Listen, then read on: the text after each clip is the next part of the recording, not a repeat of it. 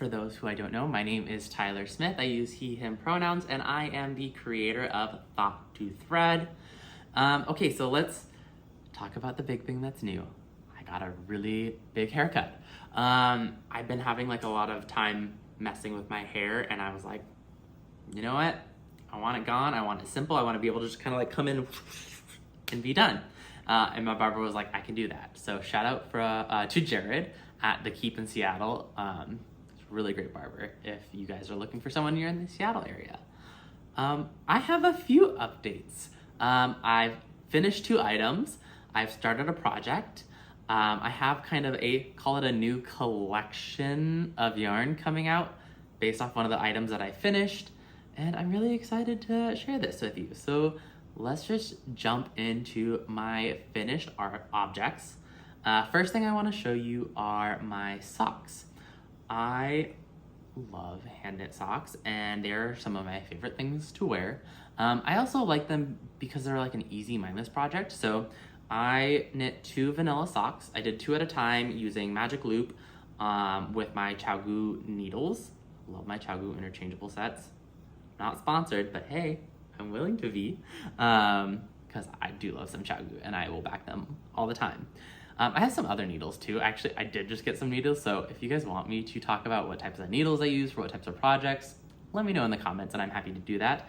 But yeah, so these are vanilla socks. It's just got a 1x1 cuff and then knit and stockinette. I did the eye of partridge heel flap with a gusset. And then I just did a standard toe and then Kitcher and Dub stitched together. So I'm super excited to wear these. This is knit in my existing sock yarn. I don't know if you can, this is all I have left. So I've been running the sale on my sock yarn because I'm switching over from a different supplier. Very similar, but this one kind of produces more of a dense fabric. The other one's a little bit more soft and drapey. So I'm excited. I actually think I might have that in the mail right now and I just need to go pick it up from the mailroom. So these are my new socks. I love wearing socks inside my apartment. I think it just makes things feel really cozy, and then I don't really want to wear shoes inside. I feel really weird about that, but I feel like hand knit socks are a little bit more than regular socks, so it's kind of like wearing slippers. So these are my new socks. I have another pair that I wear all the time, and they have just been getting a lot of love lately, so I was like, I think it's time for some new socks. The second thing I finished is my single malt sweater, designed by Max the Knitter. Okay, I have to be honest.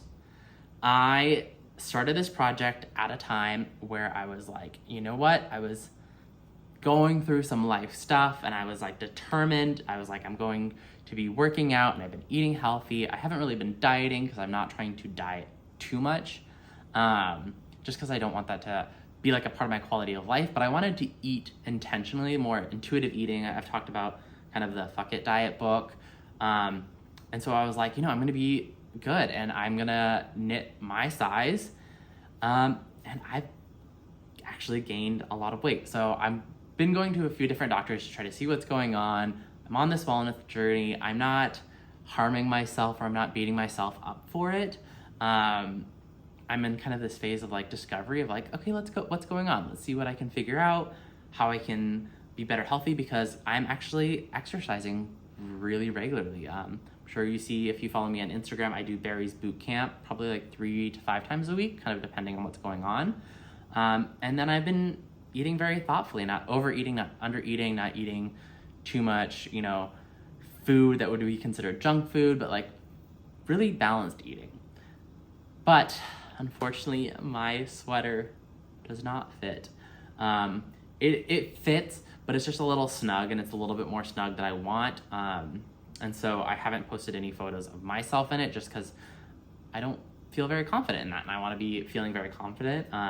So hopefully one day I will get to wear this sweater. It's so close to fitting, it just doesn't quite look right. But this is my single malt sweater. This is probably one of the neatest knitting I've ever done, which actually makes me even more proud, like just to have this as like a sample and something that's beautiful that I can wear. It's so cozy. So my boyfriend did wear this and he modeled for me and he kind of wore it around downtown Seattle as we went out for a walk it was actually kind of a windy day, and he was like, wow, this is actually really cozy, and it's also really warm without being too hot.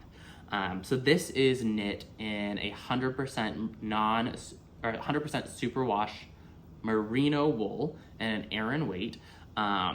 And it's got 4 plies. And so I think that 4 plies just really kind of creates nice little like air pockets in the yarn that you would normally get with a non-superwash, because it just has more texture and kind of more places for air pockets to hide. But because I think it's 4 ply, I think just those little like extra fluff, that shaping, that round stitching creates a lot of nice little warm air pockets to hold in the heat. So I am in love with this sweater. I knit it at 3/4 length sleeve. So that's one thing I did alter from the pattern, because I don't really like sleeves coming up. Like a lot of times if you see me working, I'm always like rolling my sleeves up or kind of doing that. So I intentionally knit shorter.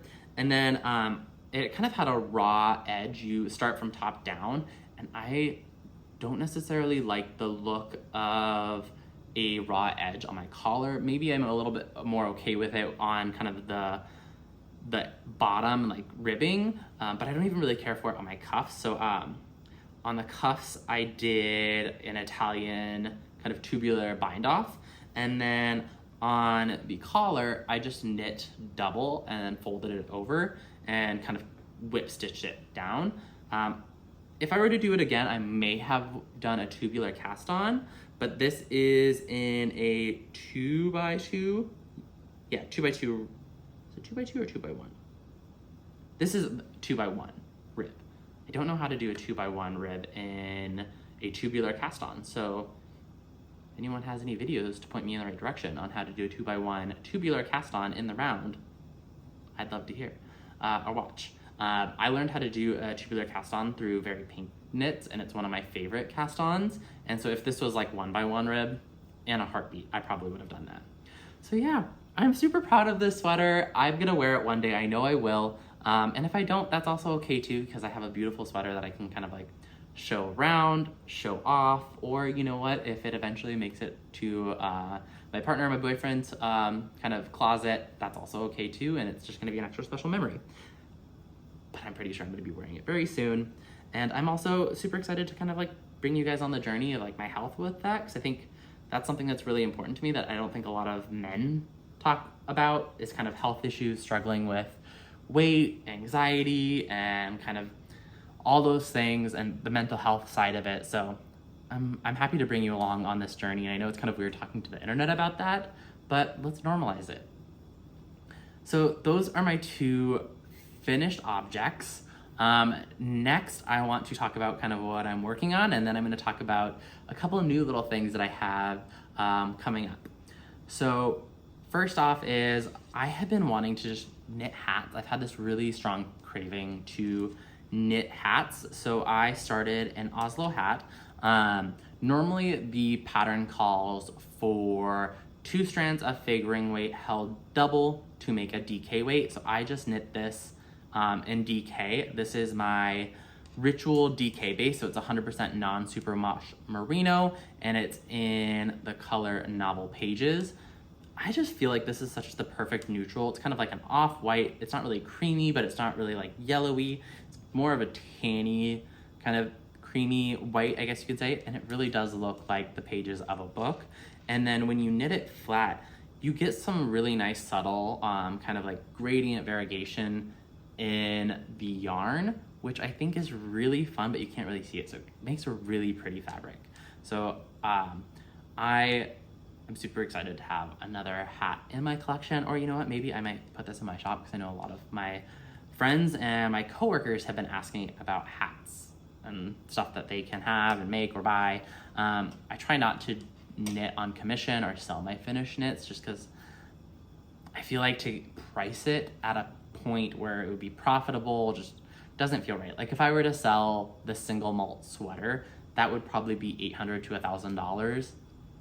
Like I don't know many people that can afford that kind of a sweater. Maybe some celebrities. So hey, if you're a celebrity watching my video and you want a sweater for $1,000 and it's hand knit, shoot me a DM on Instagram.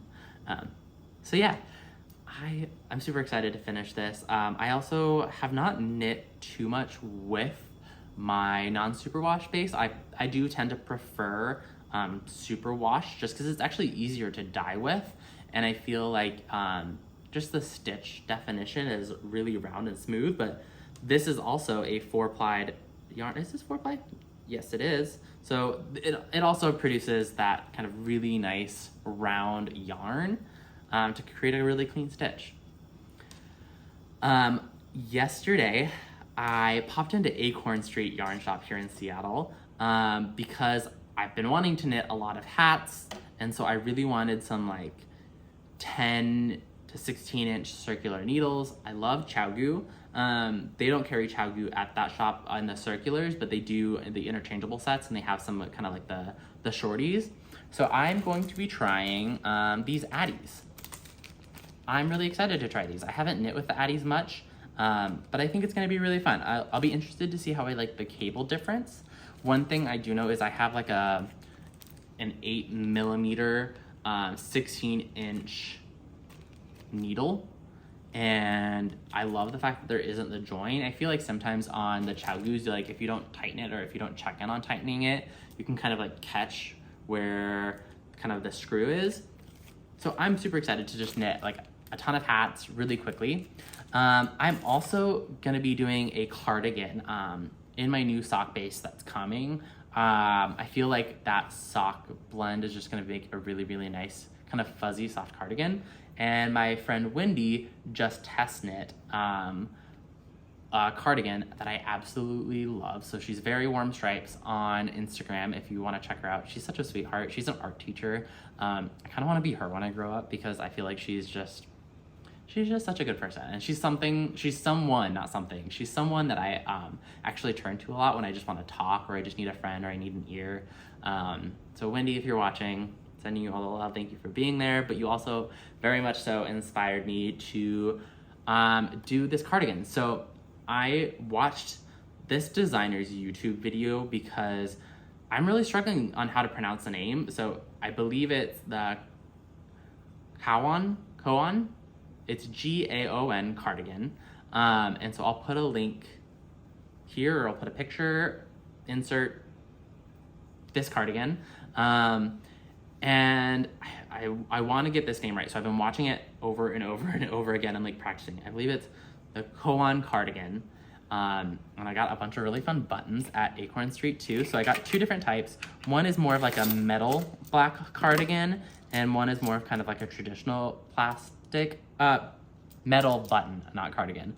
So this is the metal one. It's a little bit smaller. And then one that's just a little bit larger and like a very traditional black one. And I haven't really done many buttons. I did it one time, and it was like when I was a brand new knitter, and I had some learning to do, so I'm excited to try buttons again. I was following someone on Instagram, and they were talking about using buttons in one of their posts, and they were like, actually just use thread, don't use the yarn. So I think that's something I'm gonna do, is just use thread to put on the buttons this time versus yarn, because it's gonna just hold up a lot better, and it's actually gonna produce a little bit more of a cleaner look. So now to the surprise thing that I've been working on. That's sort of a surprise, but not really a surprise. So this yarn that I knit my single malt sweater is an Aran weight yarn that I currently don't have in my store right now, but I loved working with this yarn so much that I created like kind of a mini collection. And really the thought behind this mini collection, I'm gonna call it, is there's no like central theme, but it's kind of like shades of browns and neutrals and kind of warm colors.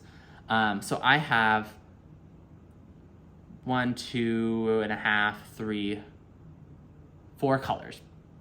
I have Novel Pages because it is just such a timeless color. I feel like it's such a perfect neutral. It goes with almost anyone's palette. You can easily work almost any texture, shaping, or anything in Novel Pages, and you're gonna get really nice clean definition. And then it also can kind of blend really well. So it's just like the most versatile color that I have in my shop, and it's one of my favorites. So I wanted to bring Novel Pages to life. And then I have this really, really kind of nice golden yellow. It's very different than Honeycomb. So Honeycomb is a lot more vibrant. This is a lot more muted and kind of warm and dusty. So honeycomb, they're very similar in shade, but they're also intended to be very different. So I dyed them intentionally completely different. But you can kind of tell I like this shade, I like this variant, I like this gradation. So this will be a limited release only, kind of an emotions colorway. I haven't decided if I want to call this collection emotions or if I want to do something different with it.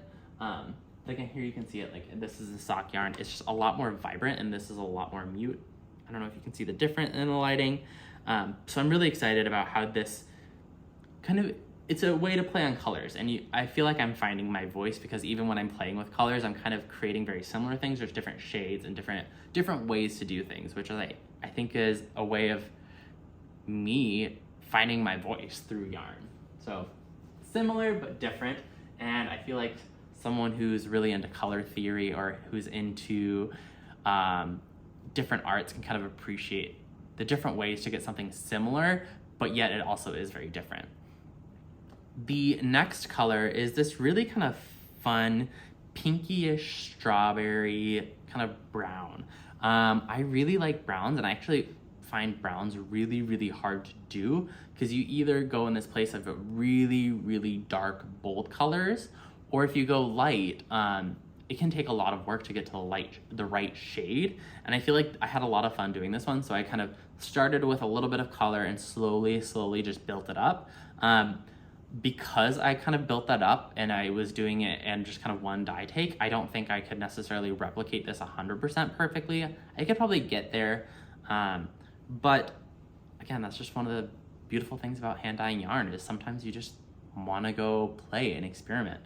And I'm really happy, and I think I want to knit a hat. I think this would make a really good Oslo, so I can maybe play around with my gauge to like different needles to be able to kind of make almost a DK-esque. That's a lot of gauge swatching, a lot of sampling. I might not do that because I hate gauge swatching. It's one thing I don't like. Knitting is gauge swatching, but I actually don't mind weaving it in. But something about gauge swatching is just like, I want to knit, I want to go. All right, so this last color is the whiskey and tobacco color. And I did two techniques. So this is kind of the more, call it semi-solid. This is what I knit the single malt out. And when you see it kind of open up and breathe, you get a lot more of kind of that light golden green colors that sort of hide within the yarn itself. So it's hard to see here because it looks a lot darker, but they're the same color. And that's one of my favorite things about this colorway in particular is that it's got these really nice whiskey chocolatey brown tones. And then when you open it up, you get these really subtle kind of like green colors. And it's just, this is just one of the things that amazes me. And I fall in love with dyeing yarn when I can create things like this because I don't know how anyone else could necessarily replicate it. I'm sure there are a lot of people who could, but I feel like this is something that I created and it's almost like color magic. So when you look at it in different lights, it's almost like it changes and transforms in front of you. And then when you knit it up together, it creates this beautiful fabric that's so different than what you would think just by looking at this skein of yarn. So actually, like the first time I dyed it, I was like, oh my gosh, did I mess this up? Because it does look a lot darker. And then I was like, oh wait, when I started to knit this, I was like, wow, this is a lot lighter and a lot more golden and green. Same thing with this batch. So then I kind of wanted to play with that a little bit and say, how can I take this a step further and how can I almost break apart these two colors intentionally and see if I can create a more true variegated. And so I added a lot more acid. I soaked the yarn in an acid solution.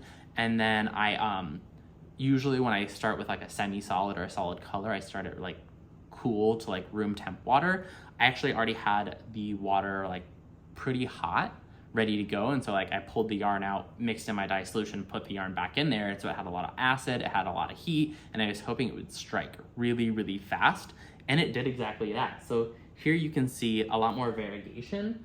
I want to find a skein.